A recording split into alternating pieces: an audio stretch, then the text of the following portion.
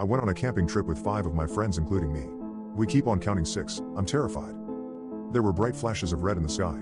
It's as if someone was waving around a flare light from space, faint but noticeable. We all made UFO jokes and laughed as we nailed our tents into the ground. I knew for sure that there were 5 of us. We have all been friends since early middle school and were celebrating our high school graduation with this getaway camping trip. The flashes of red must have stopped randomly as we made conversation while fixing up our tents. Dave managed to put his tent together the fastest and told us he was going to find some branches for the fire. I remember how he had worked with me at the local gas station last year. We used to do the night shift together and it had made working at a desolate gas station much more fun than it was supposed to be. There was also Eric in the corner still reading his tent manual, fidgeting with his signature round glasses. I wasn't as close with Eric as I was with the others, but I still remember sitting with him in math class and copying his homework one time. Ava was also there talking with Sally, my cousin. Both had decided to team up and work on one tent at a time. I also have clear memories of them, hanging around at school in our usual places. In fact, I even knew Ava's younger brother as he used to beg to go with us wherever we went. I bring all this up because I'm sure that there were 5 of us including me and that I knew everyone in the group. So Dave had went to get some branches as we pulled out some foldable chairs and set them up around the fire pit. I remember feeling uneasy as the sun set and darkness began to consume the forest. The shadows of trees elongated around us as the minutes ticked by. Eric went to get a flashlight from his bag while we wondered what was taking Dave so long. He appeared soon after, the harsh rustling sounds of the bushes signifying his return.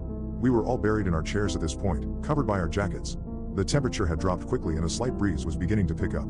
"Geez, you guys weren't even bothered to pull out a chair for me," Dave said as he arranged all the branches in the pit. We had set up 5 chairs around the fire. I tried to rationalize the situation, but no matter how hard I focused, my head felt like it was underwater.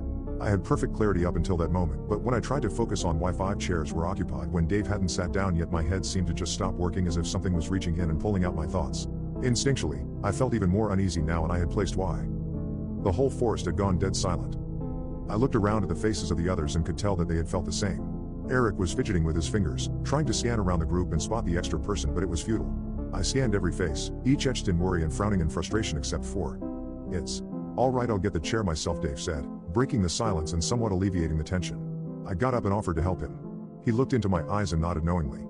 We headed away from the fire pit towards the tents, but I kept my eyes glued on our group. "How many people are here?" I whispered to Dave as he looked around and realized that we had indeed only packed 5 chairs. In fact, every person had brought with them their own chair. They were heavy to carry and we wouldn't bring any extra needlessly. "There's 5, right?" "I mean, there's 5 chairs," Dave replied. His voice wavered as he spoke. "No, I just think maybe one of us forgot our chair," I said. My mind was struggling to address the issue head on and now sought to find rational excuses instead. I didn't quite feel in control of my thoughts. It felt like swimming in a dream, and if I tried to force myself to think about who the 6th person was, my head would begin to throb. "Yeah, that sounds about right actually," Dave said, relaxing and heading back to the group. When we walked back to the fire pit,